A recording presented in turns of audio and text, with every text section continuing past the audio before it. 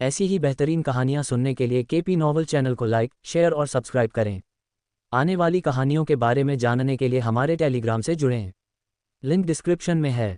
BTTH disciple cashback system अध्याय 271 जी यान की शक्ति में उछाल।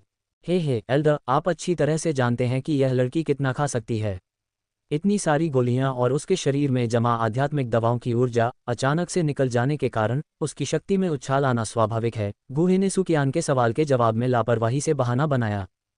सुकियान स्वाभाविक रूप से गुहे के शब्दों में औपचारिकता का भाव समझ सकता था। हर किसी के अपने रहस्य होते हैं और सुकियान आगे और नहीं जानना चाहता था। इसके अलावा वह देख सकता था कि जियान की काया के साथ इतनी तेज प्रगति उसके भविष्य के विकास को प्रभावित नहीं करेगी। ये सच है, जियान की विशेष काया के साथ ये वास्तव में संभव हो सकता है, सुकियान ने हंसते हुए कहा। चारों ओर देखने के बाद सुकियान ने अचानक गुहे से कहा, चूंकि एल्डर गुहे का घर ध्वस्त हो गया है, इसलिए मैं तुरंत किसी को बुलाकर इसकी मरम्मत करवाऊंगा। एल्डर को परेशान करने की कोई ज़रूरत नहीं है। सुकियान की बातें सुनकर गुहे ने जियान की ओर इशारा किया, जो शिकायत के भाव के साथ वहीं खड़ी थी, और कहा, उसे अपनी बनाई हुई गंदगी से निपटने दो। यह अच्छा लगता है। सुकियान ने गुहे के सुझाव पर सहमति में सिर हिलाया, फिर अपनी नज़र जियान की ओर घुमाई। गुहे की बातें समझने के बाद जियान के चेहरे पर शिकायत का भाव तुरंत गायब हो गया। फिर उसने अपनी छोटी मुट्ठियां उठाईं और अपनी अपरिपक्व आवाज़ में आश्वासन दिया, गुरु बड़े, चिंता मत करो, मैं जल्द से जल्द घर को ठीक कर दूंगी। बोलने के बाद जियान ने अचानक अपनी पीठ पर बैंगनी सुनहरे डुक्यूई पंखों की एक जोड़ी खोली और धीरे धीरे हवा में उठी। बहन, मेरा इंतज़ार करो, मैं तुम्हारे साथ चलूंगी। जियान के हवा में उड़ने के बाद नीचे से हान यू की स्पष्ट और प्यारी आवाज़ आई। फिर हान यू ने भी अपने पीछे एक जोड़ी सफ़ेद डुक्यूई पंख हो गए और जियान का पीछा किया। हान यू ने वास्तव में डुकिंग को भी तोड़ दिया है। सुकियान जब जियान के पास पहुंचा था तब उसका ध्यान उस पर था, इसलिए उसने हान यू के साधना स्तर पर ध्यान नहीं दिया था। हान यू को डुक्यूई पंख प्रकट करने में सक्षम देखकर उसका दिल एक बार फिर से हिल गया। हान यू हमेशा से प्रतिभाशाली रही है, बस इसे पहले नहीं खोजा गया था। गुहे ने स्वाभाविक रूप से समझाया। एल्डर गुहे विनम्र हो रहे हैं। ऐसा लगता है कि आपके पास अपने शिष्यों को पढ़ाने का एक असाधारण तरीका है। अकादमी के अन्य बुजुर्गों को वास्तव में आपसे सीखना चाहिए। सुकियान ने ईमानदारी से गुहे की प्रशंसा की। सुकियान की प्रशंसा सुनकर गुहे मुस्कुराया और सीधे कहा, एल्डर मेरी बहुत प्रशंसा कर रहे हैं। मैं जिस चीज़ में सबसे अच्छा हूँ वह केवल कीमिया है, और ये गोलियां वास्तव में साधना प्रक्रिया का एक महत्वपूर्ण हिस्सा हैं। गुहे के शब्दों को सुनकर सुकियान की आंखों में समझ की चमक आ गई और उसने धीरे से सिर हिलाया। मैं संकीर्ण सोच वाला था। एल्डर गुहे की स्थिति के अनुसार 7वें दर्जे के कीमियागर के लिए ये काम करना वाकई मुश्किल नहीं है। ये कहने के बाद सुकियान ने अचानक औषधीय सामग्री का एक गुच्छा निकाला। उसकी अभिव्यक्ति बहुत गंभीर थी। एल्डर गुहे, कृपया मेरी हिम्मत को माफ़ करें, लेकिन मैं 2 पूर्वज ब्रेकथ्रू गोलियों को परिष्कृत करने में आपकी मदद का अनुरोध करना चाहूँगा। पूर्वज ब्रेकथ्रू गोलियाँ आपके साधना स्तर के साथ, एल्डर, ये गोलियाँ किसी काम की नहीं हैं।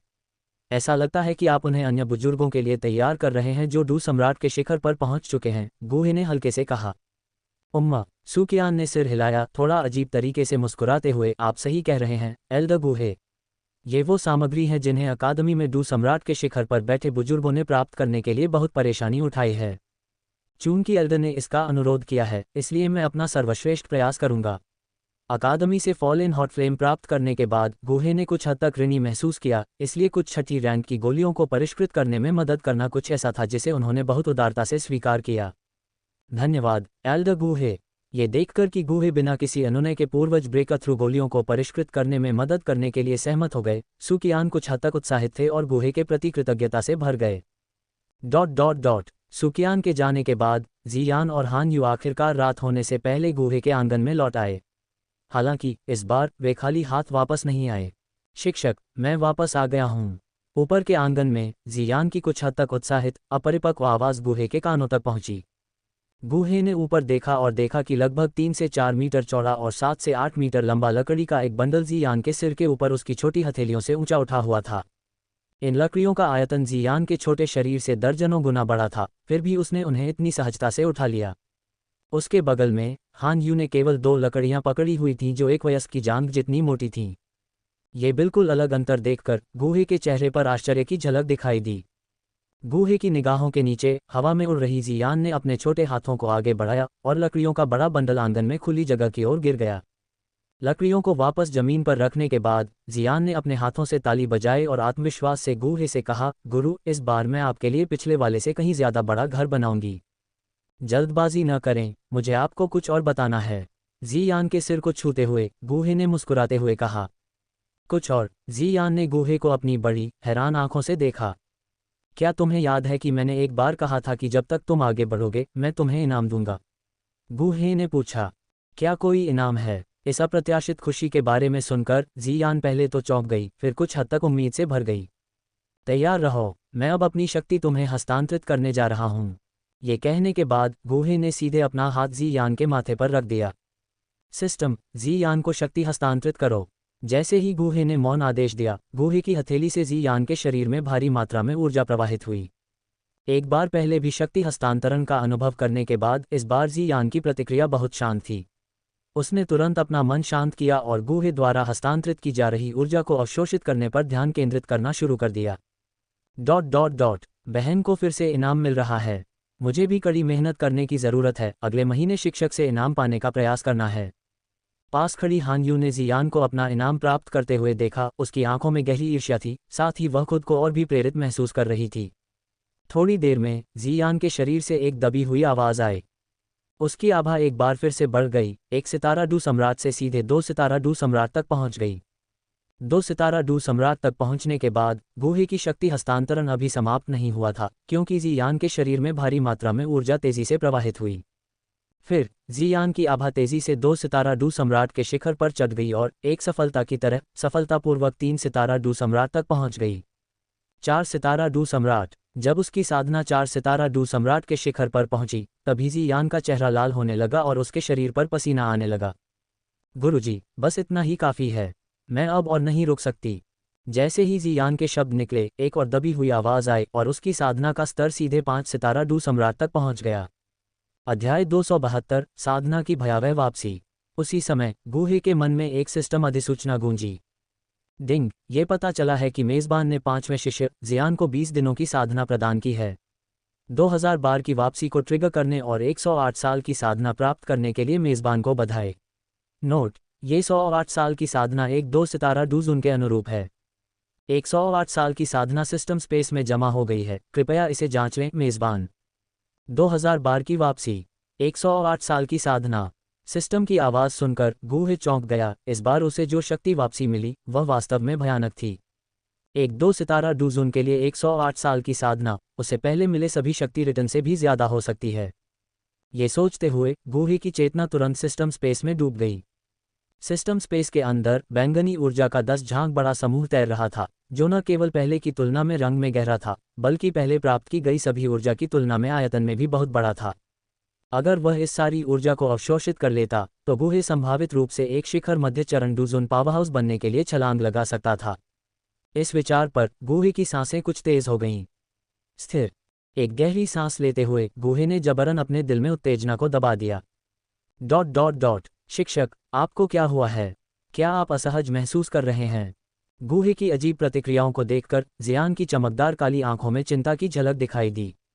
ये देखकर कि गूहे ने इतनी तेज सांसों और अपने चेहरे की मांसपेशियों में अजीब तरह से फड़कने के साथ कोई प्रतिक्रिया नहीं दी, जियान और भी हैरान हो गया। इस बार मेरी साधना इतनी बढ़ गई है, शिक्षक अत्यधिक शक्ति हानि से पीड़ित होना चाहिए। वो गुरु, ये सब जियान की गलती है, मुझे आपसे सत्ता हस्तांतरण स्वीकार नहीं करना चाहिए था। ऐसा सोचते हुए जियान की आवाज़ में अचानक सिसकियां आने लगीं। गूहे जियान के रोने की आवाज़ सुनकर तुरंत सिस्टम स्पेस से वापस लौटा। अपने सामने छोटे से आंसू भरे व्यक्ति को देखकर उसके दिल में गर्मजोशी की लहर महसूस हुई। जियान को शिष्य बनाने के बाद से गूहे ने उसे 2 बार अपने लिए रोते हुए देखा था। पहली बार तब हुआ जब जियान लंबे समय तक गूहे को नहीं ढूंढ पाया और उसे डर था कि अदृश्य अग्नि अजगर के उत्पात के दौरान उसके साथ कुछ हो गया है। इस बार ऐसा इसलिए हुआ क्योंकि गूहे ने समय पर जियान को जवाब नहीं दिया था, जिससे वह बेवजह चिंता में पड़ गई। गूहे ने जियान की आंखों से आंसू पोंछे, एक कोमल मुस्कान दिखाते हुए, जियान, तुम्हारा गुरु तुम्हारे सामने खड़ा है, तुम क्यों रो रहे हो? गुरु, तुम्हें इतना आराम करने का नाटक करने की ज़रूरत नहीं है। मुझे पता है कि शक्ति हस्तांतरण ने तुम पर बहुत भारी असर डाला है, मैं अब तुम्हें शक्ति हस्तांतरित नहीं करने दूंगा। जियान ने जोर से अपना फैसला सुनाया, यह मानते हुए कि गूहे की मुस्कान और शांत व्यवहार दिखावा है। अब मेरी शक्ति हस्तांतरण स्वीकार नहीं। ऐसा कैसे हो सकता है? गूहे आंतरिक रूप से जियान के फैसले से पूरी तरह असहमत थे। अब तक जियान गूहे के तहत उच्चतम साधना और सबसे मजबूत शरीर वाला शिष्य था, और उसे वापस की गई शक्ति पहले से ही सभी अन्य शिष्यों की कुल शक्ति से अधिक थी। अब जब जियान ने कहा कि वह अब उसकी शक्ति हस्तांतरण स्वीकार नहीं करेगी, तो गूहे इसे कैसे सहन कर सकता था। जियान, ऐसा लगता है कि आपने वास्तव में अपने शिक्षक को गलत समझा है। मैं जिस साधना तकनीक का अभ्यास करता हूँ वह थोड़ी खास है। समय समय पर कुछ शक्ति छोड़ने से मेरे शरीर में डूबी हुई ऊर्जा अधिक ठोस हो सकती है, और यह शरीर पर कोई दुष्प्रभाव नहीं छोड़ेगी। जियान का मन बदलने के लिए गूहे ने बिना किसी शर्म या दिल की धड़कन के मौके पर ही एक कहानी गढ़ ली।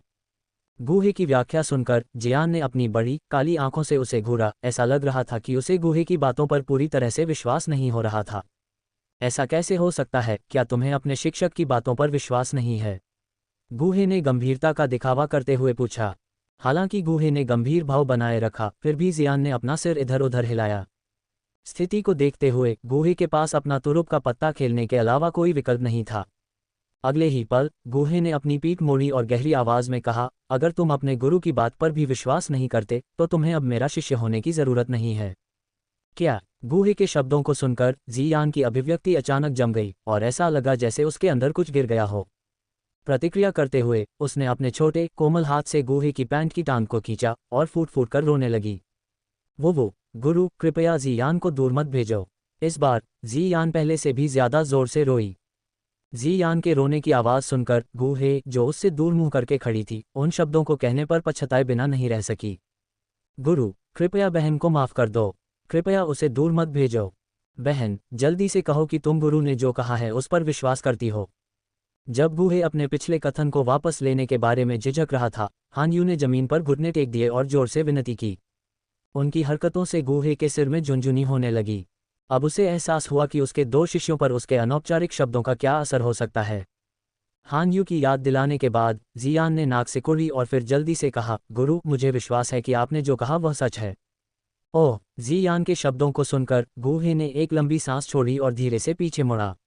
एक पल के लिए उसके हाव भाव ऐसे लग रहे थे जैसे कोई बच्चा जिसने कुछ गलत किया हो। छोटी लड़की, रोना बंद करो। तुम बहुत प्यारी हो, तुम्हारे गुरु तुम्हें दूर भेजने का फैसला कैसे कर सकते हैं? गूहे ने एक बार फिर जियान के चेहरे से आंसू पोंछे और बहुत धीरे से बोले। ये कहने के बाद गूहे ने अचानक एक लाल और सफ़ेद आध्यात्मिक दवा की गोली निकाली। जियान के सामने गोली दिखाने के बाद उसकी शुरू में चकित आंखें तुरंत चमक उठीं। अगले ही पल जियान का छोटा हाथ तेजी से आगे बढ़ा, गूहे के हाथ से गोली छीन ली और फिर उसे चबाने लगा। जियान के गालों को फूला हुआ देखकर गूहे ने आखिरकार राहत की सांस ली। हान यू, उठो। ये देखकर कि जियान शांत हो गया था, गूहे ने हान यू की ओर देखा और हल्के से कहा। उसी समय गूहे के दिमाग में एक और सिस्टम नोटिफिकेशन गूंजा। डिंग! ये पता चला है कि मेजबान ने अपने 5वें शिष्य को 5वीं श्रेणी की आध्यात्मिक दवा की गोली दी है। मेजबान को 10,000 गुना रिटर्न प्राप्त करने, 10,000 5वीं श्रेणी की आध्यात्मिक दवा की गोलियां प्राप्त करने के लिए बधाई। 10,000 5वीं श्रेणी की आध्यात्मिक दवा की गोलियां सिस्टम स्पेस में जमा हो गई हैं, कृपया इसे जांचें मेजबान। ये सिस्टम नोटिफिकेशन सुनकर गूहे क्षण भर के लिए स्तब्ध रह गया, फिर जल्दी ही उसे एहसास हुआ। जियान के रोने और उपद्रव ने उसे मासिक रिटर्न सीमा के बारे में भुला दिया था। इसलिए जब उसने जियान को वह आध्यात्मिक दवा की गोली दी तो सिस्टम ने स्वचालित रूप से एक आकलन किया। 10,000 5वीं श्रेणी की आध्यात्मिक दवा की गोलियां 20,000 5वीं श्रेणी की आध्यात्मिक जड़ी बूटियों के बराबर हैं, और यह शोधन के लिए आवश्यक समय भी बचाती हैं। ये सोचकर गूहे बहुत सहज था। उसे वापसी के अवसरों में से एक का उपयोग करने के बारे में कोई पछतावा नहीं था। अध्याय 273, पीछे हटो। जियो यी जियान खतरे में। इन 10,000 आध्यात्मिक दवा की गोलियों से जियान के लिए कुछ महीनों तक खाना पर्याप्त होना चाहिए। ये सोचते हुए गूहे ने सिस्टम स्पेस से आध्यात्मिक दवा की लगभग आधी गोलियां निकालीं और उन्हें जमीन पर ढेर कर दिया। ढेर किए गए बक्सों के ढेर जियान से भी ऊंचे थे। लकड़ी के बक्सों के ढेर को अचानक देखकर जियान ने उत्सुकता से एक को खोला और देखा। वाह, इतनी सारी आध्यात्मिक दवा की गोलियां! डिब्बे में रखी चीजों को देखने के बाद जियान ने आश्चर्य से कहा, फिर उत्सुकता से बाकी के बक्सों को खोला और जांच की। गुरुजी, क्या ये सब मेरे लिए हैं? जियान जमीन पर बैठी और बक्से खोलती हुई गूहे की ओर अपनी बड़ी काली आंखों से प्रत्याशा से भरी हुई देखी। तुम्हारे अलावा और कौन इन चीजों को खाना पसंद करता है? गूहे ने स्पष्ट रूप से कहा। हे, ऐसा लगता है। अपने सिर के पिछले हिस्से को रगड़ते हुए जियान ने ठहाका लगाया, फिर पीछे मुड़कर हान यू पर चिल्लाया, छोटी बहन आओ और मुझे गिनने में मदद करो कि कितने हैं।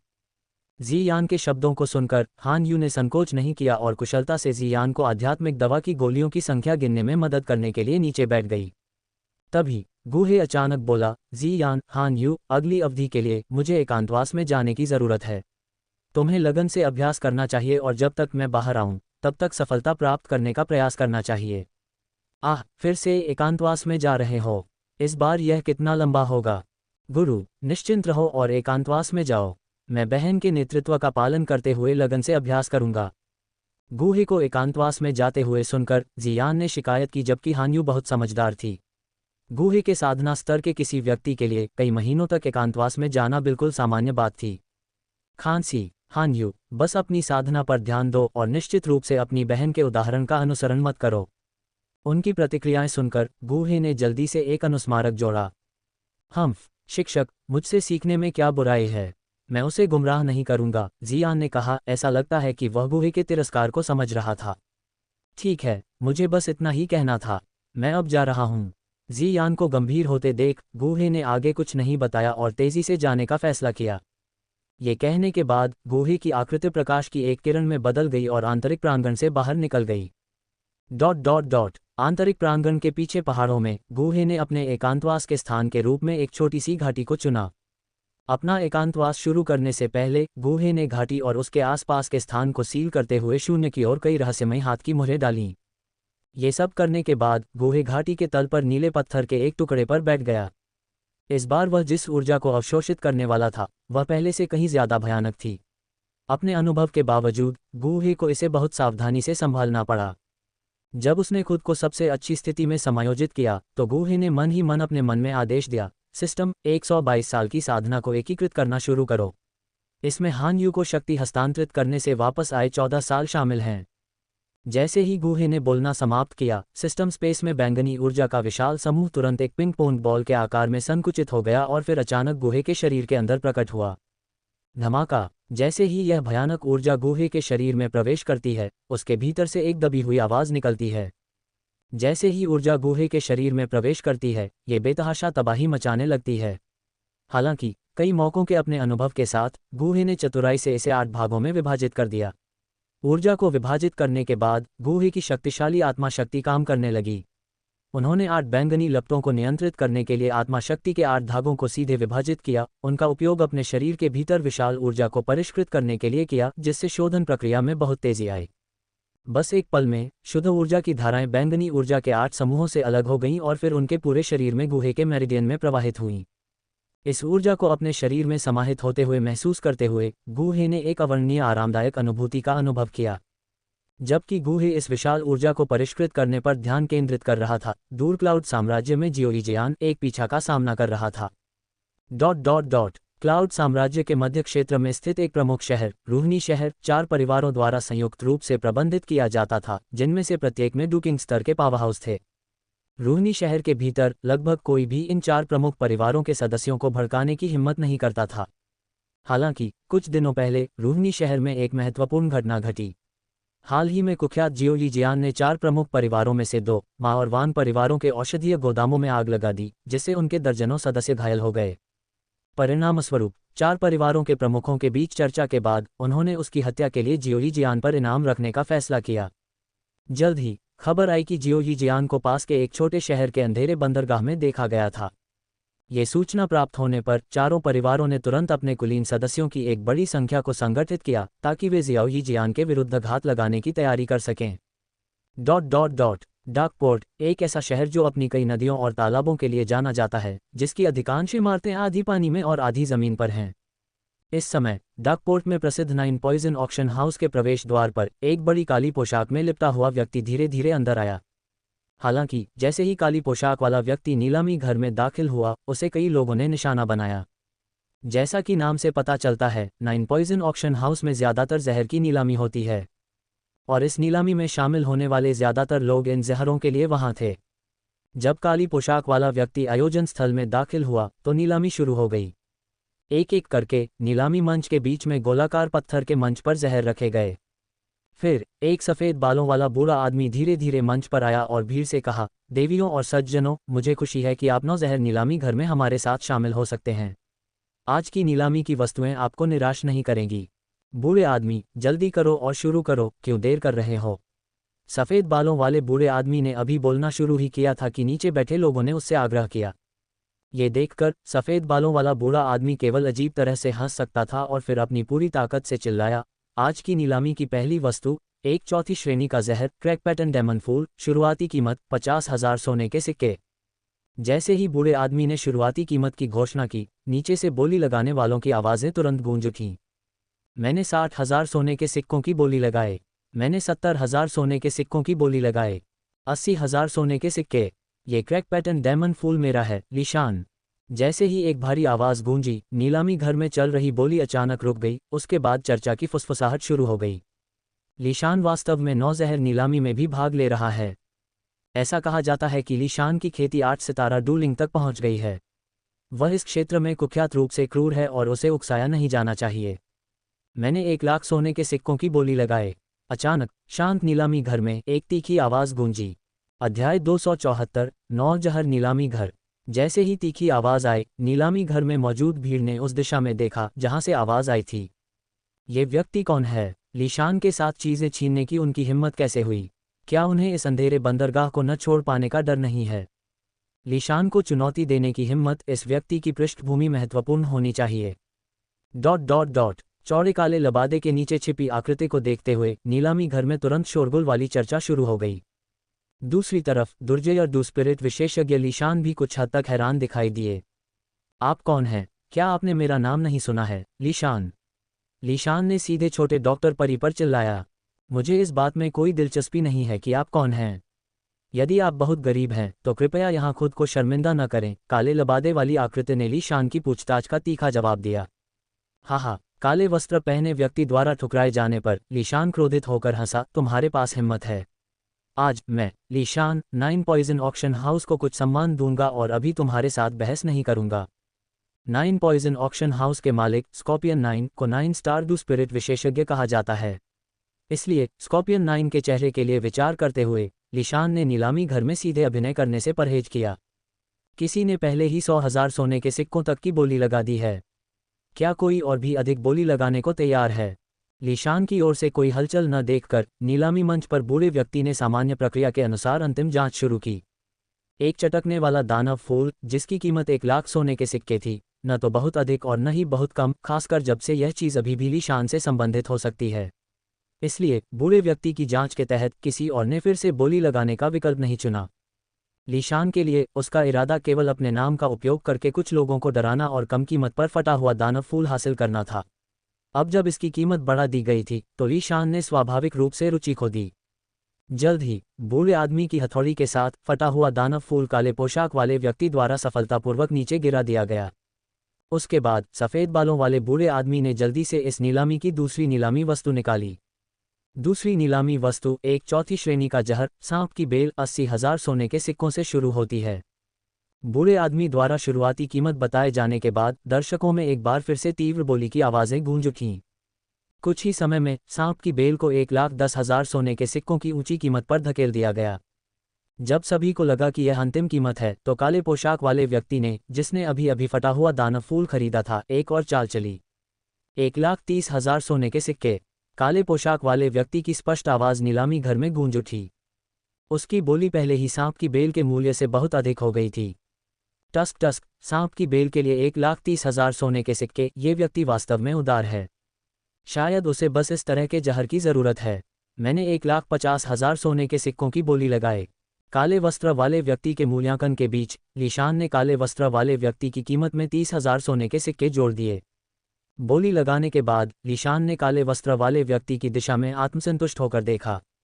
लीशान के उकसावे का सामना करते हुए काले वस्त्र वाले व्यक्ति ने कोई प्रतिक्रिया नहीं दिखाई, बल्कि 3,000 सोने के सिक्के और जोड़ना जारी रखा। अब सांप की बेल की कीमत सीधे 1,80,000 सोने के सिक्कों तक पहुंच गई थी। कीमत बढ़ाने के बाद काले वस्त्र वाले व्यक्ति ने सीधे लीशान से कहा, अगर तुम में क्षमता है तो ऊंची बोली लगाओ। मुझे अब ये सांप की बेल नहीं चाहिए। काले वस्त्रधारी व्यक्ति की बातें सुनकर लीशान के चेहरे पर भाव सख्त हो गए। जब कीमत केवल 1,10,000 सोने के सिक्कों पर थी तो लीशान का बोली लगाने का कोई इरादा नहीं था। उसने सिर्फ जानबूझकर कीमत बढ़ाई ताकि चीज़ों को बिगाड़ा जा सके। जब उसने देखा कि काले वस्त्रधारी व्यक्ति ने खरीदने की तीव्र इच्छा दिखाई है, अब जब काले वस्त्रधारी व्यक्ति ने इतने सारे लोगों के सामने ये कहा तो उसे कुछ हद तक फंसा हुआ महसूस हुआ। 2 लाख सोने के सिक्के। कुछ आंतरिक संघर्ष के बाद अपने चेहरे की खातिर लीशान ने सांप की बेल के बाजार मूल्य से 3 गुना के करीब कीमत चिल्लाई। बहुत अच्छा, तुम जीत गए।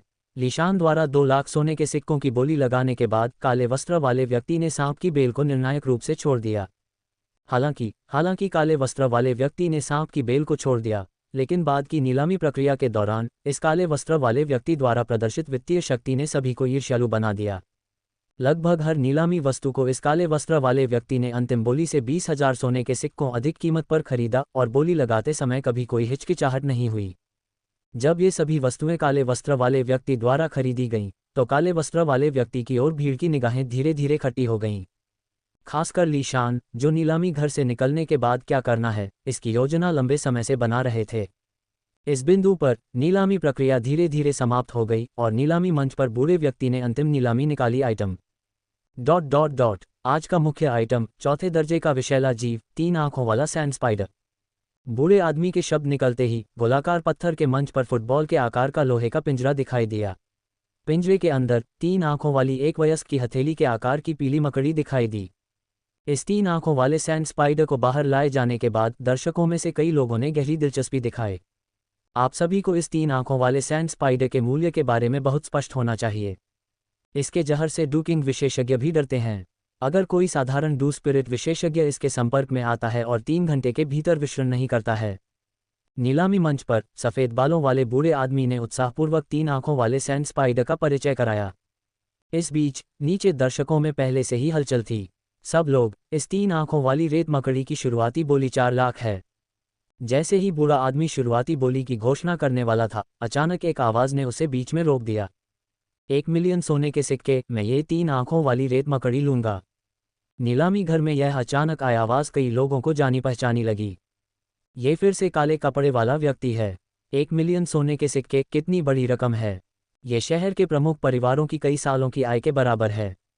ये रहस्यमय दोस्त 1 मिलियन सोने के सिक्कों की बोली लगाता है। क्या कोई और भी है जो ऊंची बोली लगाने को तैयार है? भीड़ के आश्चर्य के बीच मंच पर बैठे बूढ़े व्यक्ति ने थोड़े उत्साहित स्वर में पूछा।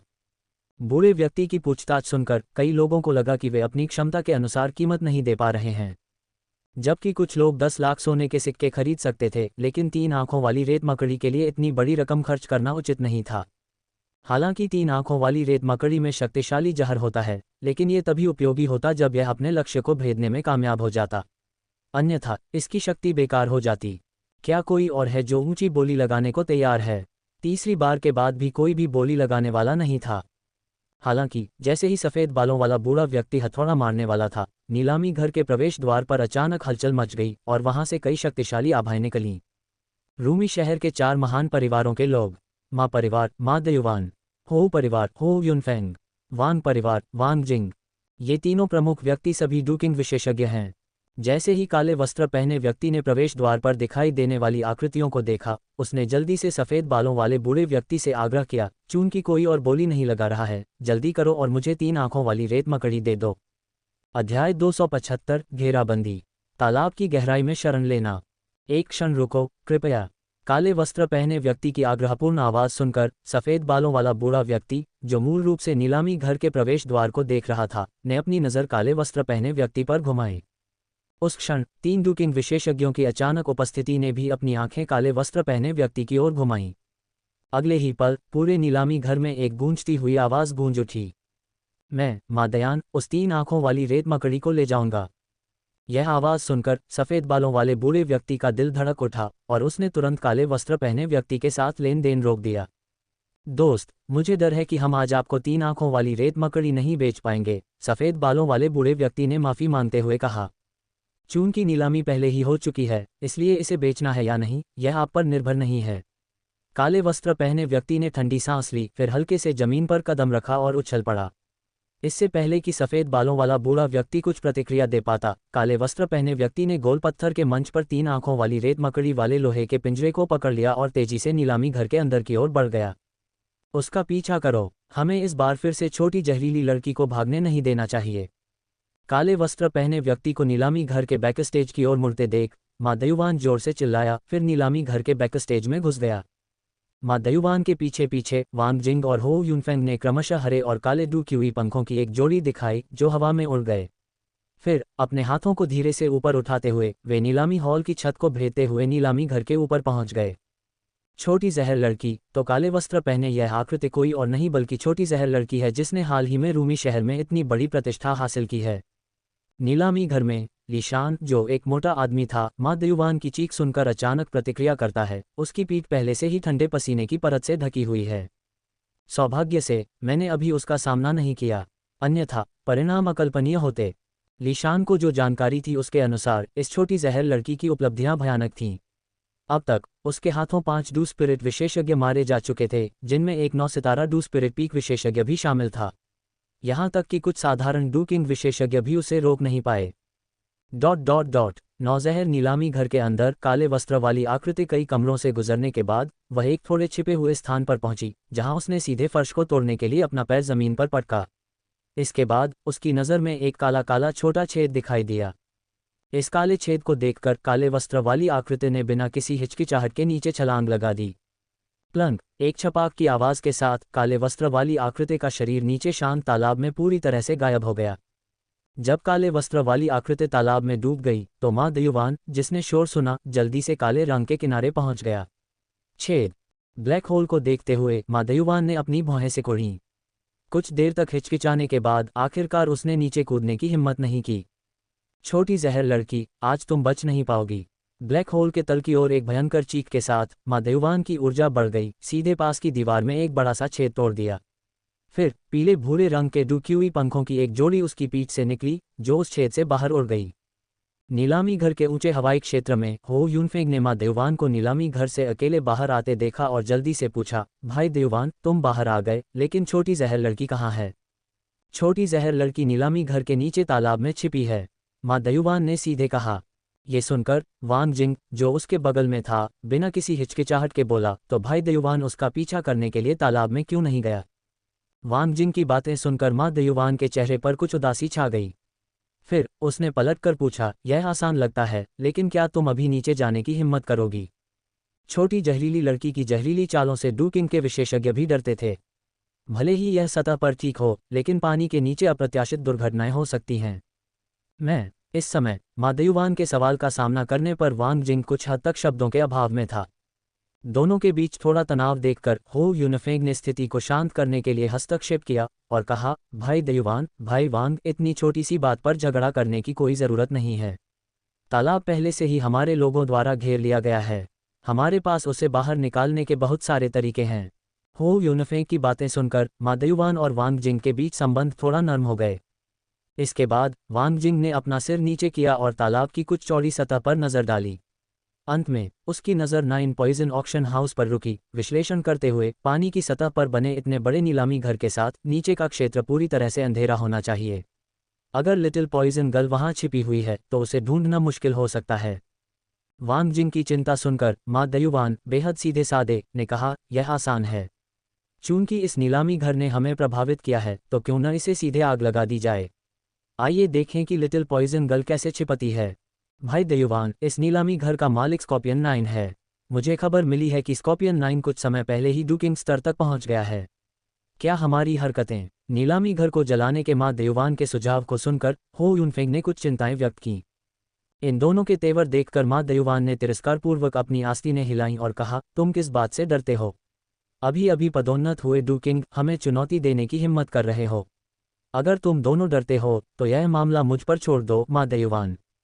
ये कहने के बाद माँ दयुवान सीधे जमीन पर वापस चला गया, इस बात की परवाह किए बिना कि नीलामी घर में अभी भी लोग हैं या नहीं, और सीधे माँ परिवार के सदस्यों को 9 पॉइजन ऑक्शन हाउस में आग लगाने का आदेश दिया। यहाँ रहने का उसका उद्देश्य लिटिल पॉइजन गर्ल को जमीन पर बने नीलामी घर की दिशा से बाहर निकलने से रोकना था। थोड़ी देर बाद आग की लपटों ने 9 पॉइजन ऑक्शन हाउस को अपनी चपेट में ले लिया। अंदर बचे हुए लोग चीखने लगे और बाहर भाग गए। प्रचंड आग के नीचे तालाब की सतह पर आग की लालिमा दिखाई दे रही थी। आग पूरे 3 घंटे तक जलती रही। इस दौरान तालाब से कोई असामान्य हलचल नहीं हुई। भाई दयुवान, 3 घंटे हो चुके हैं।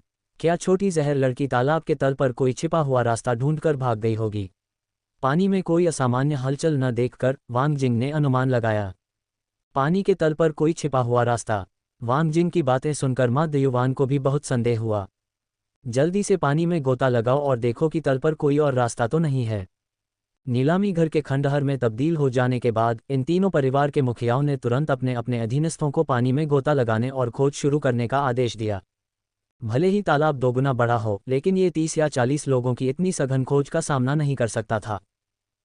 इन लोगों के नीचे जाने के 3 मिनट से भी कम समय बाद एक अधेड़ उम्र का आदमी अचानक पानी से बाहर आया और सतह पर गिरने से पहले एक तीखी चीख निकाली। ये देखकर तालाब के ऊपर उड़ रहे 3 डूकिंग विशेषज्ञ सबसे तेज गति से घटनास्थल पर पहुंचे। इस क्षेत्र को घेर लो, छोटी जहर लड़की ठीक नीचे है। मृतक मध्यम आयु वर्ग के व्यक्ति की त्वचा का रंग देखकर माँ दयुवान ने उत्साह से कहा। अध्याय 276 विश्व संप्रदाय के आगंतुक। 8 सितारा डूकिंग। पानी के तालाब में छिपी काली पोशाक वाली आकृति कोई और नहीं बल्कि जियाओ यिक्सियन थी, जो क्लाउड साम्राज्य में अनुभव करने आई थी। क्लाउड साम्राज्य में कई महीने बिताने के बाद उसकी साधना अप्रत्याशित रूप से 9 सितारा डू स्पिरिट के स्तर पर पहुंच गई थी। उसका अगला लक्ष्य बड़ी संख्या में जहरीले कीड़ों और पौधों को इकट्ठा करना, उनके विषाक्त पदार्थों को अवशोषित करना और इस तरह एक ही झटके में डूकिंग क्षेत्र में घुसना था। इस समय 30 से 40 लोगों की तलाशी के तहत पानी के तालाब में जियाओ यिक्सियन का स्थान जल्दी से उजागर हो गया। इस प्रकार उसे उस मध्यम आयु वर्ग के व्यक्ति को मारने के लिए कार्रवाई करनी पड़ी जिसने उसे खोजा था, एक आदमी जो डू मास्टर स्तर तक पहुंच गया था। जैसे ही माँ दयुवान और अन्य 2 डूकिंग विशेषज्ञ पास आए, जियाओ यिक्सियन ने अपनी हथेलियों से ग्रे गैस छोड़ी, जो संपर्क में आने पर पानी में विलीन हो गई। पानी के छींटे पड़ने के कारण कई लोग पानी की बूंदों से टकरा गए और उनकी त्वचा काली पड़ने लगी, जिसके बाद पानी की सतह पर कई तरह की दयनीय चीखें गूंजने लगीं। जियो यिक्सियन के हरकत में आने के बाद 3 डूकिंग विशेषज्ञों के भयानक हमले भी आसमान से नीचे उतरे। इन 3 शानदार हमलों को देखकर जियो यिक्सियन अपनी भौहें सिकोड़ने से खुद को नहीं रोक पाए। अपनी मौजूदा चरम 9 सितारा डू स्पिरिट ताकत के साथ वह साधारण डूकिंग विशेषज्ञों से निपट सकती थी, लेकिन माँ दयुवान एक 4 सितारा डूकिंग था, जबकि वांग जिंग और हो यूनफेंग दोनों 3 सितारा डूकिंग थे। उनसे लड़ना काफी दबाव वाला था। इस समय जब 3 दुर्जय हमले गिर गए, जियो यिक्सियन ने एक बार फिर पानी के नीचे गोता लगाया। एक जोरदार धमाके के साथ उनके तीनों हमले पानी की सतह पर गिरे, जिससे एक लहर पैदा हुई। पानी के नीचे जियो यिक्सियन ने निष्क्रियता नहीं दिखाई, बल्कि उसे खोजने के लिए पानी में प्रवेश करने वालों को मारने का हर अवसर भुनाया।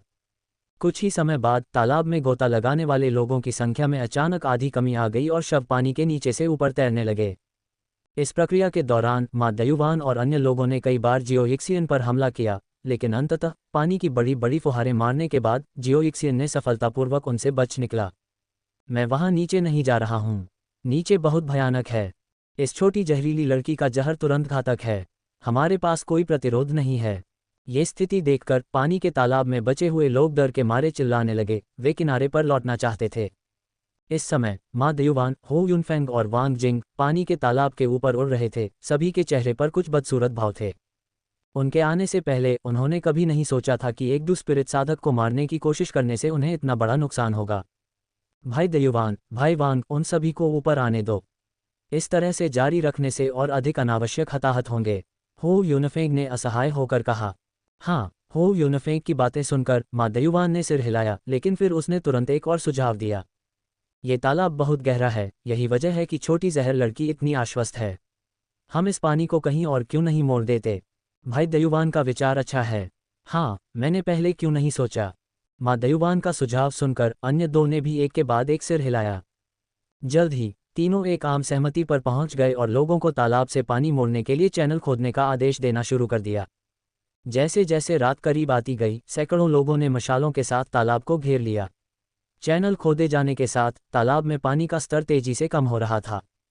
पानी के नीचे जियो यिक्सियन ने पानी का स्तर गिरता हुआ महसूस किया और खुद को असहाय महसूस किया। ये लोग वास्तव में दृढ़ हैं। ऐसा लगता है कि आज की लड़ाई अपरिहार्य है। अगले ही पल उसने तुरंत कार्रवाई की, किनारे पर एक अपेक्षाकृत कमजोर रक्षात्मक स्थान चुना और फिर अचानक पानी से बाहर छलांग लगा दी। प्लंक। हालांकि पानी के टूटने की आवाज़ छोटी थी, लेकिन शांत रात में यह बहुत ध्यान खींचने वाली थी। छोटी जहरीली लड़की, तुम आखिरकार खुद को दिखा रही हो।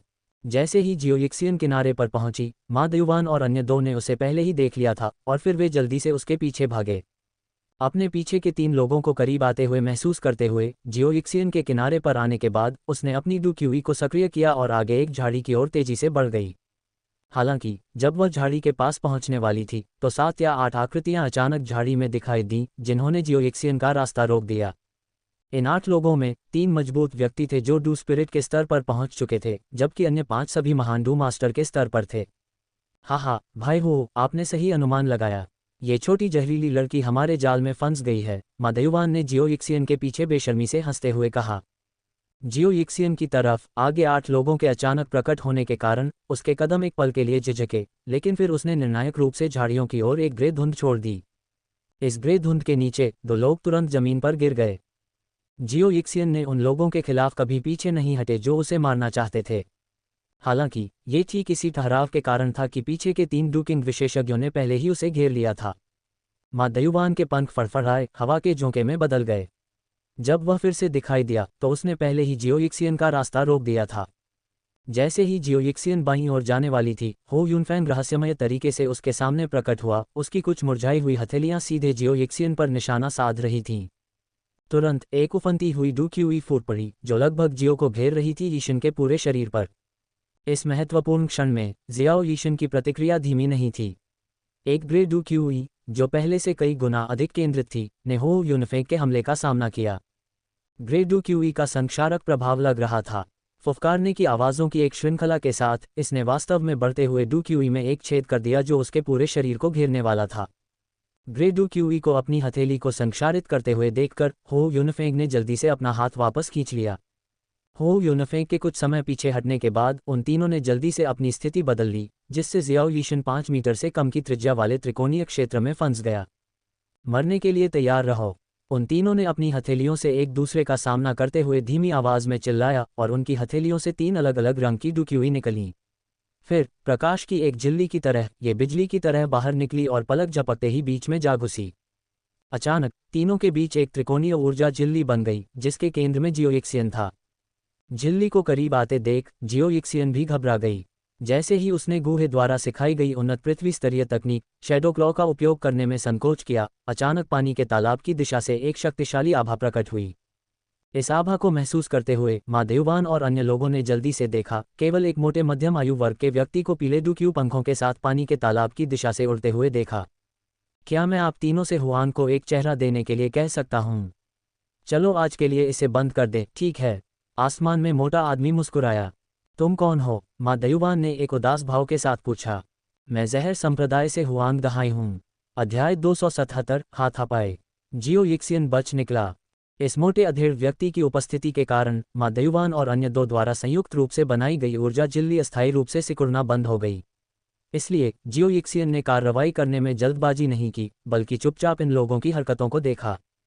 जहर संप्रदाय, क्या ये विष संप्रदाय का क्षेत्र नहीं है? तुम्हारा जहर संप्रदाय अपने हाथ बहुत आगे बढ़ा रहा है। इस मोटे अधेड़ व्यक्ति की पहचान जानने पर मादेववान, हो यूनफेंग और वांग जिंग ने बेहद अमित्र व्यवहार दिखाया। इन तीनों से जवाब सुनकर हुआंग दहाई ने हल्के से मुस्कुराते हुए कहा, हे चूंकि तुम इतने गुस्से में हो तो चलो मैं तुम्हें गुस्सा निकालने में मदद करता हूँ। जैसे ही हुआंग दहाई की आवाज़ गिरी, उसकी बड़ी मुट्ठी पर एक मैला पीला ऊर्जा फैल गया। मादेववान ने कभी उम्मीद नहीं की थी कि हुआंग दहाई वास्तव में सीधे हमला करेगा। मैले पीले रंग की ऊर्जा को लगातार संघनित होते देख मादेववान ने सख्ती से चिल्लाते हुए कहा, हुआंग दहाई, तुम्हें 2 बार सोचना चाहिए। ये व्यक्ति वह है जिसे ओल्ड मैन लियू देखना चाहता है। हे ये काफ़ी संयोग है। संप्रदाय मास्टर हुआ भी उसमें बहुत रुचि रखते हैं, यहाँ तक कि उसे एक शिष्य के रूप में लेने पर विचार कर रहे हैं और मुझे उसकी सुरक्षित वापसी सुनिश्चित करने का निर्देश दिया है, हुआंग दहाई ने ठंडी मुस्कान के साथ कहा। क्या ये व्यक्ति वास्तव में संप्रदाय मास्टर हुआ के आदेश पर यहाँ है? हुआंग दहाई के शब्दों को सुनकर मादेववान, हो यूनफेंग और वांग जिंग के हाव भाव बेहद बदसूरत हो गए। मूल रूप से वे इस मोटे आदमी को ओल्ड मैन लियू के नाम से डराना चाहते थे, लेकिन अब दूसरे पक्ष ने वास्तव में संप्रदाय मास्टर हुआ का नाम लिया। अचानक स्थिति अब उनके नियंत्रण में नहीं थी। यह उल्लेखनीय है कि संप्रदाय मास्टर हुआ सैकड़ों मील के भीतर एकमात्र डू सम्राट था जो ओल्ड मैन लियू का मुकाबला कर सकता था। भाई देववान, अब हमें क्या करना चाहिए? इस व्यक्ति की साधना शायद 8 सितारा डू किंग के स्तर की है। शायद हम तीनों मिलकर उससे लड़ सकें, लेकिन फिर इस छोटी जहरीली लड़की को नियंत्रित करने वाला कोई नहीं होगा। हो यूनफेंग ने जल्दी से स्थिति का विश्लेषण किया। इस समय उनकी लगभग सारी बातचीत जियाओ यिक्सियन के कानों में पड़ गई। यहाँ तक कि जियाओ यिक्सियन ने भी यह उम्मीद नहीं की थी कि कुछ ही महीनों में वह ज़हर संप्रदाय और विष संप्रदाय, दो प्रमुख ताकतों का ध्यान आकर्षित कर लेगी। इसके अलावा जियाओ यिक्सियन वर्तमान स्थिति के बारे में बहुत स्पष्ट थी। अगर यह मोटा आदमी माँ दयुवान और अन्य लोगों पर हमला करता तो वह आसानी से बच सकती थी। लेकिन उस स्थिति में एक और स्थिति उत्पन्न हो सकती थी जहां दोनों पक्ष एक साथ हमला कर सकते थे और उसे वश में कर सकते थे। उसे नहीं पता था कि माँ दयुवान और अन्य लोग क्या निर्णय लेंगे। माँ दयुवान की तरफ से कुछ देर सोचने के बाद उसने अचानक बाकी दो से कहा, अगर छोटी जहर लड़की इस मोटे आदमी के हाथों में पड़ गई तो वह शायद कुछ दिनों में संप्रदाय मास्टर हुआ के हाथों में होगी और फिर हम बूढ़े आदमी लियू को समझा नहीं पाएंगे। मैं समझता हूँ भाई दयुवान का क्या मतलब है। जैसे ही माँ दयुवान की आवाज़ गिरी, बाकी दो ने एक दूसरे को देखा और अचानक प्रबुद्ध महसूस किया। अगले ही पल उन तीनों ने लगभग एक साथ अपनी हथेलियां वापस ले लीं। जब उन्होंने अपनी हथेलियां वापस ले लीं तो जियाओ यिक्सियन के चारों ओर की त्रिकोणीय ऊर्जा झिल्ली भी फैल गई। छोटी जहर लड़की, जल्दी से भागो, लेकिन इस मोटे आदमी को तुम्हें पकड़ने मत दो। जियाओ यिक्सियन को एक अजीब सी मुस्कान देने के बाद माँ दयुवान और बाकी दो ने अब उसके ठिकाने की परवाह नहीं की। इसके बजाय उन्होंने हुआंग दहाई पर हमला करने की पहल की। माँ दयुवान की हरकतों को देखकर हुआंग दहाई, भले ही वह मूर्ख था, उनके इरादों को जानता था। उसने तुरंत जियाओ यिक्सियन की दिशा में चिल्लाया, छोटी जहर लड़की, तुम्हें भागने की जरूरत नहीं है। हमारे संप्रदाय के गुरु हुआ वास्तव में तुम्हें एक शिष्य के रूप में लेना चाहते हैं और तुम्हें अपना पदभार सौंपना चाहते हैं। कोई ज़रूरत नहीं, अपने संप्रदाय के गुरु हुआ से कहो अगर वह मेरा शिष्य बनने को तैयार है तो मैं इस पर विचार कर सकता हूँ। जियाओ यिक्सियन ने अपना हाथ हिलाया और हुआंग दहाई पर चिल्लाया। फिर बिना पीछे देखे वह झाड़ियों की ओर भाग गई। जियाओ यिक्सियन के क्रूर तरीकों का अनुभव करने के बाद जो लोग मूल रूप से उसका रास्ता रोक रहे थे, उन्होंने जल्दी से उसे बाहर निकलने का रास्ता दे दिया। जियाओ यिक्सियन के अंतिम शब्द सुनकर हुआंग दहाई के माथे पर एक काली रेखा उभर आई। उसने वास्तव में ये कहने की हिम्मत की कि वह उसे एक शिष्य के रूप में स्वीकार कर सकती है। इस छोटी लड़की में वाकई हिम्मत थी। धीरे से अपना सिर हिलाते हुए हुआंग दहाई की नज़र अचानक माँ दयुवान और उसके साथियों पर पड़ी। हालांकि माँ दयुवान, हो यूनफेंग और वांग जिंग के हमले हुआंग दहाई की नज़र में बहुत मजबूत नहीं थे, लेकिन उनके समन्वित हमलों ने एक खतरनाक स्वरूप बना दिया। हालांकि हुआंग दहाई ने पृथ्वी की तरह ही दृढ़ता और स्थिरता का भाव प्रकट किया। चाहे माँ दयुवान और अन्य कितने भी मुश्किल कोण से हमला करें, वह आसानी से उन्हें चकमा दे सकता था। वे तीनों लंबे समय से हमला कर रहे थे, लेकिन उन्होंने हुआंग दहाई पर कोई चोट नहीं छोड़ी थी। इसके अलावा जो और भी अजीब था वह यह था कि इतनी लंबी लड़ाई के बाद हुआंग दहाई की आभा अपरिवर्तित रही, जैसे कि उसने बिल्कुल भी ऊर्जा का उपभोग नहीं किया हो। माँ दयुवान ने जब इस स्थिति को देखा तो उसे तुरंत झटका लगा। मूल रूप से उनकी योजना थी कि वे तीनों बारी बारी से मोटे आदमी की डुक्यूई पर हमला करेंगे और उसे खा जाएंगे, लेकिन अब जिसे खाया जा रहा था उसने उलट दिया। छोटी जहर लड़की अब तक बहुत दूर भाग गई होगी।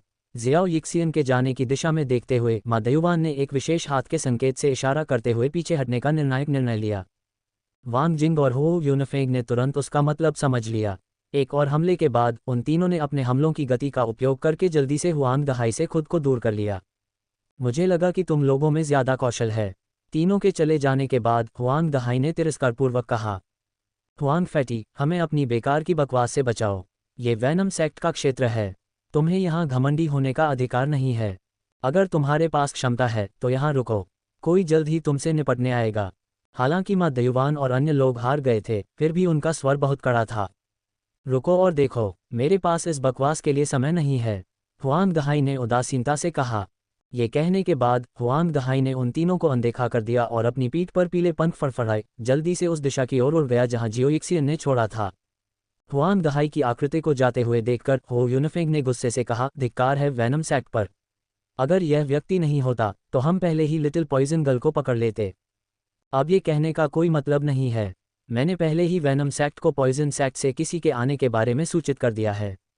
मुझे लगता है कि हुआंग दहाई से निपटने के लिए वैनम सेक्ट के किसी विशेषज्ञ के आने में ज़्यादा समय नहीं लगेगा, माँ दयुवान ने आत्मविश्वास से कहा। भाई दयुवान सही कह रहे हैं। आखिरकार ये वैनम सेक्ट का क्षेत्र है। एक हुआंग दहाई ज्वार को नहीं मोड़ सकता, वांग जिंग ने दोहराया। हनी सिटी के 4 प्रमुख परिवार वास्तव में शक्तिशाली हैं। जब माँ दयुवान और अन्य लोग अपने अगले कदम पर चर्चा कर रहे थे तो पानी के पूल के दूसरी तरफ से कुछ हद तक ठंडी आवाज़ आई। तीनों ने मुड़कर देखा तो देखा कि एक दुबले पतले चेहरे वाला युवक लगभग 30 साल का अपने पीछे काले पंख फड़फड़ाते हुए उनकी ओर उड़ रहा था। बिच्छू 9 अध्याय 278 खंडहर।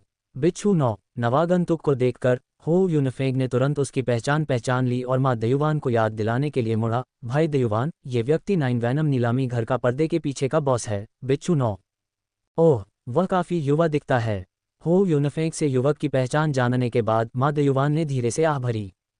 तीनों की निगाहों के सामने बिच्छू 9 पानी के कुंड के ऊपर से उड़कर उनके पास आया। क्या तुमने 9 वैनम नीलामी घर को जला दिया? जैसे ही बिच्छू 9 आया उसकी नज़र माँ दयुवान पर टिक गई। हाँ, मैं बस कुंड के तल पर किसी को ढूंढ रहा था। चूंकि नीलामी घर रास्ते में आ रहा था इसलिए मैंने किसी को इसे हटाने का आदेश दिया। बिच्छू 9 की सवालिया निगाहों का सामना करते हुए माँ दयुवान ने शांति से उत्तर दिया। क्या तुम जानते हो कि 9 वैनम ऑक्शन हाउस मेरा है? स्कॉर्पियन 9 का। स्कॉर्पियन 9 का स्वर और भी ठंडा हो गया। हे, ये सिर्फ एक नीलामी घर है जिसकी कीमत कुछ सिक्कों की है। यहाँ तुम्हारे लिए मुआवजे के तौर पर 1 मिलियन सोने के सिक्के हैं। स्कॉर्पियन 9 की प्रतिक्रिया देखकर माँ दयुवान ने लापरवाही से एक क्रिस्टल कार्ड निकाला। ऐसा लगता है कि तुम मेरे साथ, स्कॉर्पियन 9, एक भिखारी की तरह व्यवहार कर रहे हो। हालांकि नीलामी घर की कीमत ज्यादा नहीं है, लेकिन यह मेरे लिए बहुत महत्वपूर्ण है। स्कॉर्पियन 9, इसे इतनी लापरवाही से जला देना मेरी प्रतिष्ठा को कहाँ छोड़ देगा? माँ दयुवान को सोने के सिक्के देते हुए देखकर स्कॉर्पियन 9 ने गुस्से से कहा। दोनों के बीच तनाव बढ़ता देख हो यूनफेंग हस्तक्षेप करने से खुद को रोक नहीं सका। भाई स्कॉर्पियन 9, नीलामी घर को जला देना वास्तव में अंतिम उपाय था। इसके अलावा उस समय हम आपको नीलामी घर में नहीं पा सके। तभी माँ दयुवान ने अपनी भौहें सिकुड़ी और हो यूनफेंग को टोका। भाई हो, उसके साथ शब्दों को बर्बाद करने की कोई ज़रूरत नहीं है। जो व्यक्ति 1 मिलियन सोने के सिक्कों से संतुष्ट नहीं है वह किसी भी स्पष्टीकरण का हकदार नहीं है। अच्छा, बहुत अच्छा। तो हनी सिटी के 4 प्रमुख परिवार, मैं स्कॉर्पियन 9 जल्द ही आपको मुझे भड़काने के परिणाम दिखाऊंगा। माँ दयुवान के शब्दों को सुनकर स्कॉर्पियन 9 ने उपहास किया और धमकी दी। परिणाम? सिर्फ अपने एक सितारा डूकिंग की ताकत से? क्या तुम्हें लगता है कि मैं आज तुम्हें और तुम्हारे नीलामी घर को गायब कर दूंगा? मूल रूप से माँ दयुवान पहले से ही हुआंग दहाई के मामले की वजह से बहुत नाराज था। अब स्कॉर्पियन 9 के शब्दों में धमकी भरे लहजे को सुनकर वह कुछ हद तक क्रोधित हो गया। संकीर्ण सोच वाले लोगों का एक समूह, मैं तुम्हें घुटने टेकने और दया की भीख मांगने पर मजबूर कर दूंगा। हालांकि स्कॉर्पियन 9 गुस्से में था, लेकिन वह उन तीनों की तुलना में अपनी ताकत के बारे में बहुत स्पष्ट था। इसलिए उसने छोड़ने का बहुत ही तर्कसंगत विकल्प चुना। दूसरी तरफ झाड़ियों से गुजरने के बाद जियो यिक्सियन एक नदी में कूद गया और रास्ते में लगभग सभी की नज़रों से बच गया। एक बार उसने हुआंग दहाई को अपने सिर के ऊपर उड़ते हुए भी देखा, लेकिन पानी के नीचे उसकी छिपी उपस्थिति के बावजूद उसे अभी भी नहीं खोजा गया था। अंधेरे बंदरगाह को पूरी तरह से छोड़ने के बाद जियो यिक्सियन नदी से बाहर निकल आया। बाहर निकलने के बाद उसने तुरंत बड़े काले लबादे को त्यागने के लिए एक सुनसान जगह ढूंढी, फिर आत्मविश्वास से मुख्य सड़क पर दिखाई दिया। क्लाउड एम्पायर में आने के बाद से जियो यिक्सियन का नाम हमेशा उसके पूरे शरीर को ढंकने वाले काले लबादे से जुड़ा था, इसलिए अब लबादा उतारने से उसे बहुत परेशानी से बचाया जा सका। मैंने पहले ही 3 आंखों वाली रेत मकड़ी प्राप्त कर ली है। इसके बाद मुझे बस कुछ और जहरीले पौधे इकट्ठा करने होंगे और उन सभी को एक साथ अवशोषित करने की कोशिश करनी होगी ताकि मैं देख सकूं कि क्या मैं डुकिंग स्तर तक पहुंच सकता हूं। खुद से बड़बड़ाते हुए जियाओ यिक्सियन की गति धीरे धीरे तेज हो गई और वह हनी सिटी की दिशा में बढ़ गई। हनी सिटी के 4 प्रमुख परिवारों की लगभग आधी सेनाएं जियाओ यिक्सियन की खोज के लिए अंधेरे बंदरगाह पर जुट गई थीं। उन्हें कभी उम्मीद नहीं थी कि इस समय जियाओ यिक्सियन हनी सिटी लौटने का विकल्प चुनेगी। ऐसा लगता है कि मेरा अनुमान सही था। सबसे खतरनाक जगह वास्तव में सबसे सुरक्षित जगह है। गश्ती बल को पहले से बहुत कमज़ोर देखकर जियाओ यिक्सियन ने आह भरी, फिर सीधे शहर की ओर चल पड़ी। हालांकि उसने बड़ी काली पोशाक उतार दी थी ताकि दूसरे लोग उसे छोटी जहर वाली लड़की के साथ न जोड़ सकें, लेकिन उसकी सुंदर आकृति एक और तरह की परेशानी लेकर आए। जैसे ही वह शहर में दाखिल हुई, कई जोड़ी आंखें चुपके से उसे देख रही थीं। इस पर ध्यान न देते हुए जियाओ यिक्सियन सीधे हनी सिटी में एक जहर की दुकान पर चली गई। इस दुकान में घुसते ही जियाओ यिक्सियन और दुकानदार ने कुछ शब्दों का आदान प्रदान किया, फिर वह चुपचाप इंतजार करने लगी। इस समय नीले रंग के लबादे में एक युवक जो अपनी उम्र के शुरुआती 20वें दशक में लग रहा था, दुकान में चला गया। अंदर घुसते ही उसने मुस्कुराते हुए जियाओ यिक्सियन का अभिवादन किया। मिस, आप अपरिचित लग रही हैं। क्या आप इस शहर से नहीं हैं? नहीं, जियाओ यिक्सियन ने ठंडे स्वर में उत्तर दिया। क्या आप यहाँ अकेली हैं? क्या आप यहाँ कुछ जहर खरीदना चाहती हैं? वह आदमी कुछ बेकार की बातें करता रहा, जिससे जियाओ यिक्सियन की भौहें और भी सिकुड़ गईं। इसलिए वह चुपचाप काउंटर के पास प्रतीक्षा करती रही। सम्माननीय अतिथि, आपकी वस्तुएं तैयार हैं। कुल 1,90,000 स्वर्ण सिक्के होंगे। कुछ ही समय में दुकानदार ने काउंटर पर जड़ी बूटियों का एक पैकेट रख दिया। ये कहने के बाद दुकानदार की नज़र जियाओ यिक्सियन के बगल में खड़े नीले वस्त्र वाले व्यक्ति पर पड़ी और उसके चेहरे पर तुरंत ही कुछ हद तक विनम्रता आ गई। मास्टर हान, आपको मेरी साधारण दुकान पर आने का समय कैसे मिला? क्या ये युवती आपकी मित्र है? दुकानदार की बातें सुनकर नीले वस्त्र वाले व्यक्ति हान ने हल्के से सिर हिलाया। हनी सिटी के 4 प्रमुख परिवारों में से एक हान परिवार के मुखिया में 4 सितारा डुकिंग की ताकत थी और उनका मां दायुवान के साथ लंबे समय से झगड़ा चल रहा था। 9 वैनम ऑक्शन हाउस में हाल ही में हुए आयोजनों के दौरान हान परिवार 4 प्रमुख परिवारों में से एकमात्र ऐसा था जिसने भाग नहीं लिया। इसलिए जब जियाओ यिक्सियन ने सुना कि नीले वस्त्र वाला आदमी हान परिवार से था तो उसने ज्यादा प्रतिक्रिया नहीं की। इसके बाद जैसे ही जियाओ यिक्सियन भुगतान करने वाली थी, हान ने पहले ही कहा, मिस, मुझे आपके लिए भुगतान करने दें। कोई ज़रूरत नहीं, जियाओ यिक्सियन ने उदासीनता से उत्तर दिया, जड़ी बूटियों और 1,90,000 सोने के सिक्कों के साथ दुकान से बाहर निकल गया। अरे मिस, मेरा इंतज़ार करो। जियाओ यिक्सियन के जाने के बाद हान भी उसके पीछे दुकान से बाहर चला गया। हालांकि जब तक हान दरवाजे पर पहुंचा, जियाओ यिक्सियन की आकृति पहले ही गायब हो चुकी थी। अजीब बात है, ये लड़की अचानक क्यों गायब हो गई? हान ने दुकान पर लौटने से पहले खुद से कहा। हनी सिटी की एक शांत गली में हान से दूर जाने के बाद जियाओ यिक्सियन ने जहरीले जीवों को बेचने वाली एक और दुकान पर जाने की योजना बनाई। मैंने कुछ खबरें सुनी हैं कि इन दिनों गिरते जंगल की गहराई में लगातार विसंगतियां हो रही हैं। मेरा अनुमान है कि वहां कुछ खंडहर उभरने वाले हैं। जैसे ही जियाओ यिक्सियन गली से बाहर निकलने वाली थी, उसने अचानक बातचीत के कुछ अंश सुने। अध्याय 279, जियाओ यिक्सियन ने डुकिंग तक पहुंच बनाई।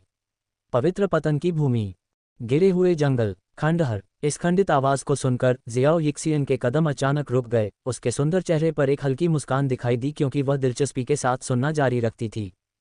कितने लोग इसके बारे में जानते हैं? बहुत कम लोग। ये जानकारी मुझे एक दोस्त ने बताई थी जो अक्सर गिरे हुए जंगल में गहराई तक जाता है। तो चलो जल्दी से चलते हैं। अगर हम खंडहरों से कुछ खजाने प्राप्त कर सकते हैं तो भाइयों के रूप में हमारी सफलता बस कोने के आसपास होगी। कुछ ही समय बाद जब दोनों बातचीत करने वाले व्यक्ति चले गए तो जियाओ यिक्सियन भी धीरे धीरे गली से निकलकर जहरीले कीड़े बेचने वाली दुकान की ओर बढ़ गई। हालांकि उसने अभी अभी जो खंडहरों के बारे में सुना था उसे ध्यान में रखते हुए डुकिंग तक पहुंचने के बाद वहां जाने की योजना बनाई। इसके बाद जियाओ यिक्सियन की जहरीले कीड़े खरीदने की प्रक्रिया सुचारू रूप से चली, बिना किसी हान दशाओं जैसे किसी ने उसे परेशान किए। अब सब कुछ लगभग तैयार है। स्वीट सिटी छोड़ने का समय आ गया है। खुद से बुदबुदाते हुए जियाओ यिक्सियन ने निर्णायक रूप से शहर से बाहर निकलने का फैसला किया। शहर छोड़ने के कुछ समय बाद वह सीधे मुख्य सड़क के किनारे से कहीं से बगल के घने जंगल में प्रवेश कर गई। फिर उसे जंगल के भीतर एक अपेक्षाकृत एकांत गुफा मिली। गुफा में प्रवेश करने पर जियाओ यिक्सियन का स्वागत पानी से भरे आधे व्यक्ति की ऊंचाई वाले बाथटब ने किया। उसने धीरे धीरे कुछ जहर डाले जो उसने इस अवधि के दौरान प्राप्त किए थे और जहरीले कीड़ों से निकाले गए विषाक्त पदार्थों को बाथटब में डाला। जब बाथटब में तरल का रंग धीरे धीरे गहरा हरा हो गया और बुलबुले उठने लगे तो जियाओ यिक्सियन ने खुद को सीधे इस अत्यधिक जहरीले स्नान में डुबो दिया और वह अपने मुंह में कुछ बेहद जहरीले पदार्थ खाती रही। लगभग उसी क्षण जब वह बाथटब में कूदी, हरे तरल में मौजूद विषाक्त पदार्थ उसके शरीर की ओर तेजी से बढ़ने लगे। उन्हें सक्रिय रूप से निर्देशित किए बिना जियाओ यिक्सियन के शरीर ने स्वचालित रूप से इन विषाक्त पदार्थों को अवशोषित कर लिया, जो उसके पूरे शरीर में बहने वाले अत्यंत शुद्ध डुक्यूई में बदल गए। जैसे ही जियाओ यिक्सियन की आंतरिक साधना तकनीक काम करने लगी, विष अवशोषण की गति और भी भयानक हो गई। कई घंटों के बाद जिस गुफा में जियाओ यिक्सियन स्थित थी, वहां आसपास की वनस्पति सहित सब कुछ मुरझा गया था, पूरी तरह से उजाड़ दिखाई दे रहा था। गुफा के भीतर जियाओ यिक्सियन जहर में भीगते हुए धीरे धीरे महसूस करती है कि उसके शरीर में डू क्रिस्टल गायब हो गया था और उसकी डू क्यूई को अब भंवर के माध्यम से घूमने की जरूरत नहीं थी, बल्कि सीधे उसके मेरिडियन से उभरी थी। ये दृश्य महसूस करते हुए जियाओ यिक्सियन ने धीरे से अपनी आंखें खोलीं। अपने नाजुक कंधे के हल्के से कांपने के साथ अचानक उसकी डू क्यूई उसके शरीर से बाहर निकल गई, एक अजीबोगरीब मेरिडियन मार्ग का अनुसरण करते हुए अंत में उसकी पीठ से फट गई। पोंग! पहले से खाली बाथटब के विस्फोट के साथ जियाओ यिक्सियन के पीछे से बैंगनी डू क्यूई पंखों की एक जोड़ी तेजी से बाहर निकली। अपने सिर को थोड़ा झुकाते हुए जियाओ यिक्सियन ने पीछे की ओर देखा। बैंगनी रंग की चमक ने उसके नाजुक चेहरे को रोशन कर दिया और फिर उसके मुंह के कोने से एक हल्का सा मोड़ चुपचाप फैल गया। डूक्यू विंग्स। जियाओ यिक्सियन इस बात को लेकर बहुत स्पष्ट थी कि डूक्यू विंग्स उसकी अपनी ताकत के संदर्भ में क्या दर्शाता है। इसका मतलब था कि उसने गुहे द्वारा निर्धारित कार्यों में से एक को पूरा कर लिया था। मैंने आखिरकार डूकिंग तक पहुंच बनाई। खुद से बुदबुदाते हुए जियाओ यिक्सियन धीरे धीरे खड़ी हुई गुफा के प्रवेश द्वार की ओर चलने की तैयारी कर रही थी। अचानक उसकी भौहें सिकुड़ गईं। उसने अपनी गहरी इंद्रियों से गुफा के बाहर हल्के कदमों को महसूस किया। हाँ, यहाँ के सभी पौधे क्यों मुरझा गए हैं? क्या गुफा में कुछ ऐसा हो सकता है जो वनस्पतियों को मार रहा हो? मुझे लगता है कि अंदर कोई अत्यधिक जहरीला पदार्थ हो सकता है। क्या हमें अंदर जाकर जांच करनी चाहिए? शायद नहीं। हमने शहर में चीज़ों को तैयार करने में पहले ही बहुत समय बर्बाद कर दिया है। अगर हम जल्दी नहीं करेंगे तो हम खंडहरों के उद्घाटन से चूक सकते हैं। हम पहले से ही यहाँ हैं। अंदर जाकर जांच करने में ज़्यादा समय नहीं लगेगा। उसके बाद जियाओ यिक्सियन ने कुछ हद तक परिचित आवाज़ें सुनी। ये आवाज़ें वैसी ही थीं जैसी उसने स्वीट सिटी की एक सुनसान गली में अनजाने में सुनी थीं। वाह, क्या संयोग है! उसकी भौहें ढीली पड़ गईं और जियाओ यिक्सियन के होठों पर हल्की मुस्कान आ गई और वह धीरे धीरे गुफा से बाहर निकल गई। कितना भयानक माहौल है! जियाओ यिक्सियन के गुफा के मुहाने पर पहुंचने के कुछ समय बाद ही अचानक बाहर से दो विस्मयादिबोधक आवाज़ें आईं।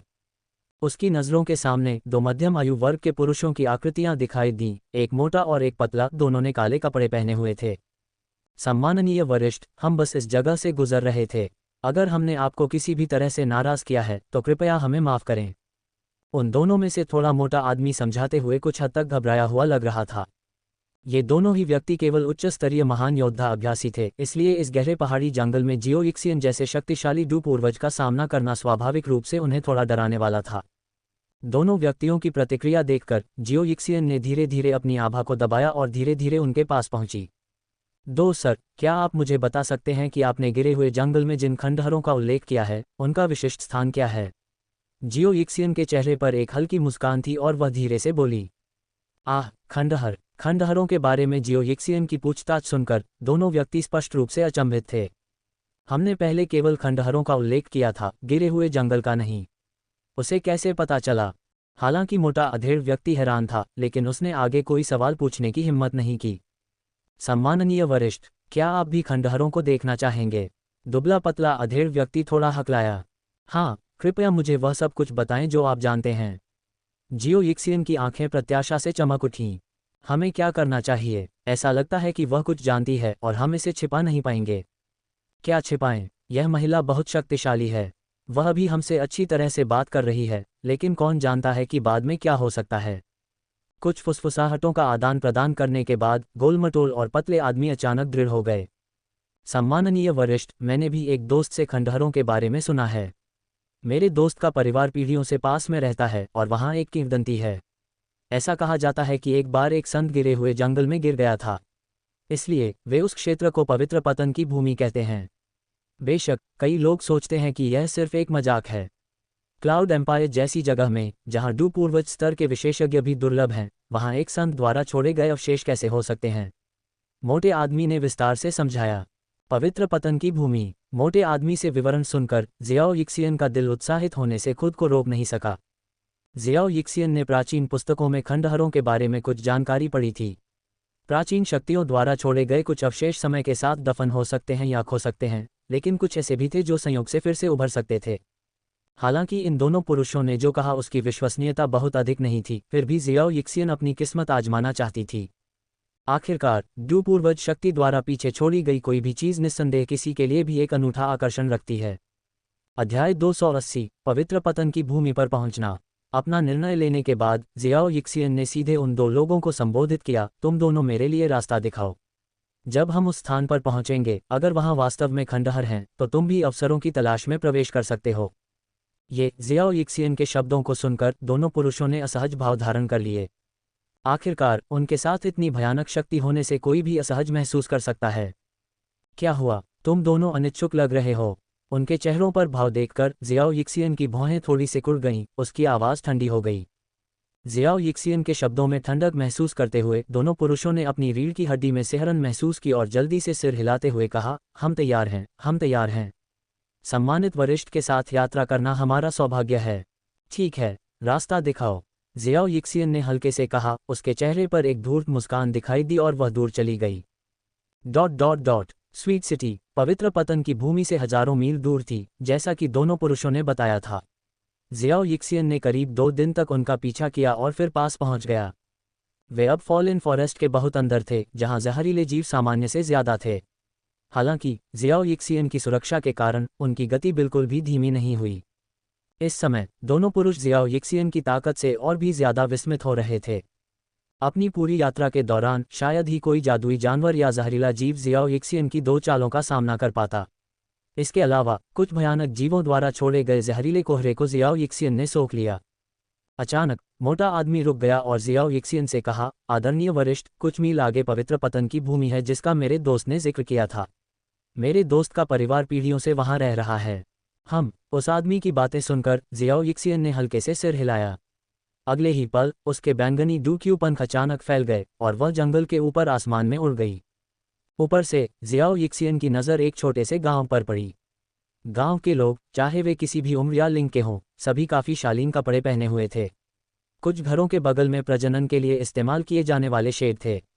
हालांकि इन शेड में पाले जा रहे जीव मुर्गी या मवेशी नहीं थे, बल्कि बड़े जहरीले जीव थे। आसमान में दूर जियाओ यिक्सियन को एक हल्की रंगीन चमक दिखाई दी। इस खोज ने जियाओ यिक्सियन को उत्साह से भर दिया। शायद वह हल्की रंगीन चमक खंडहर के दिखने का संकेत थी। ये सोचते हुए जियाओ यिक्सियन सीधे आगे के छोटे से गांव के ऊपर से उड़ी और रंगीन चमक की दिशा में चली गई। रंगीन चमक उत्सर्जित करने वाला स्थान एक छोटी घाटी पर स्थित था। जैसे जैसे जियाओ यिक्सियन धीरे धीरे घाटी के ऊपर आकाश के पास पहुंची, उसने स्पष्ट रूप से उस दिशा से निकलने वाले उत्पीड़न की जबरदस्त भावना को महसूस किया। सावधानी के चलते जियाओ यिक्सियन आसमान के उस क्षेत्र से लगभग 5 या 6 मील दूर जमीन पर उतरी। जमीन पर वापस आकर जियाओ यिक्सियन ने आसमान में दूर से चमकती रंगीन रोशनी को देखा और खुद से कहा, यह जगह वाकई रहस्यमय है। ऐसा लगता है कि मुझे तब तक इंतजार करना होगा जब तक खंडहर पूरी तरह से खुल न जाए, तभी मैं इसका पता लगा पाऊंगी। दूसरी तरफ जियाओ यिक्सियन के जाने के बाद गोलमटोल और दुबले पतले अधेड़ आदमी आगे के गांव में पहुंचे। जैसे ही दोनों आदमी गांव में दाखिल हुए, एक मजबूत आदमी जिसकी लंबी घनी दाढ़ी थी मुस्कुराते हुए वहां आया। गांव के दूसरे लोगों ने उन दोनों आदमियों पर ज्यादा ध्यान नहीं दिया और अपने काम ऐसे जारी रखे जैसे कुछ हुआ ही ना हो। हाँ भाई पैंग, स्वीट सिटी में अलग हुए कुछ ही दिन हुए हैं। मुझे उम्मीद नहीं थी कि तुम इतनी जल्दी आ जाओगे। मजबूत आदमी ने दोनों आदमियों के पास जाकर खुशी से अभिवादन किया। भाई शिकुई, इस बार मैं खास तौर पर आपके लिए स्वीट सिटी से बढ़िया वाइन लाया हूँ। बोलते बोलते उस मोटे आदमी ने शिकुई को शराब के कई जार भेंट किए। भाई पैंग, आप बहुत दयालु हैं। शिकुई ने उस मोटे आदमी के हाथ से शराब स्वीकार करते हुए मुस्कुराया। फिर उसने उत्सुकता से अपने बगल में बैठे दुबले पतले आदमी की ओर देखा और पूछा, भाई पैंग, ये कौन है? भाई शिकुई, मैं चूलियान हूँ। मैं भाई पान को 10 साल से जानता हूँ, इसलिए तुम मुझे चू कह सकते हो। दुबला पतला आदमी शिकुई से बात करते हुए मुस्कुराया। ठीक है, चूंकि तुम्हें भाई पांग यहाँ लेकर आए हैं, इसलिए तुम मेरे दोस्त हो शिकुई। शिकुई ने दोनों आदमियों के कंधे थपथपाए और फिर उन्हें गांव में ले गया। भाई शिकुई, तुमने पिछली बार जो बात की थी उसका जिक्र किसी और से नहीं किया, है न? जैसे ही वे चल रहे थे, पैंग अचानक से बोल पड़ा। पूछा, कौन सी चीज़? शिकुई कुछ देर के लिए हैरान हुआ, फिर अचानक उसे एहसास हुआ और उसने जल्दी से कहा, भाई पैंग, तुम्हारा मतलब 9 रंगों वाले इंद्रधनुष की चीज़ से है?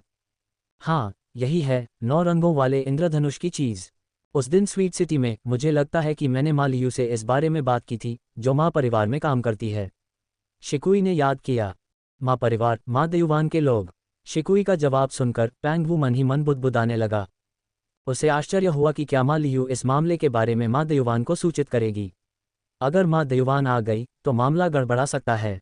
क्या हुआ भाई पैंग? क्या तुम्हें कुछ गड़बड़ लग रही है? पैंग के चेहरे पर आए बदलाव को देखकर शिकुई ने असमंजस में पूछा। कोई बात नहीं, चलो पीने चलते हैं। पैंग ने सिर हिलाया और बात टाल दी। जियो यिक्सियन जंगल में 1 मिनट तक इंतजार करता रहा। दिन और रात। दूसरे दिन जैसे ही भोर होने वाली थी, घाटी के ऊपर 9 रंगों की चमक अचानक फीकी पड़ गई। इसके तुरंत बाद घाटी में भयंकर भूकंप के झटके महसूस हुए, जिससे जियाओ यिक्सियन चौंक गया। इस शोरगुल से आसपास के गांव में भी सभी लोग घबरा गए। एक पल में सभी ग्रामीण अपने घरों से बाहर निकल आए और हैरान भाव से घाटी की दिशा की ओर देखने लगे। इस बीच पैंग और चूलियान पिछली रात चुपचाप घाटी के पास पहुंच गए थे, जब सभी सो रहे थे। जियो यिक्सियन की नज़र में पेंगवो और चुलियान के साथ घाटी के ऊपर एक पारदर्शी झुर्रीदार पदार्थ धीरे धीरे दिखाई दिया। फिर पारदर्शी के भीतर से एक अकथनीय शक्ति निकली, झुर्रियां। इस अज्ञात शक्ति के प्रभाव में घाटी अचानक ढह गई, जिसके बाद आसपास के पेड़ों में विचित्र रूप से दरार पड़ गई। ये दृश्य देखकर जियाओ यिक्सियन की आंखों में भय की चमक आ गई और वह सहज रूप से पीछे हट गई। अज्ञात ऊर्जा की भयावह लहर के गुजर जाने के बाद घाटी एक समतल भूमि में बदल गया था। अंतरिक्ष एक निर्वात क्षेत्र की तरह लग रहा था। आखिरकार ऊपर आसमान में एक गहरी और गहरी दरार दिखाई दी,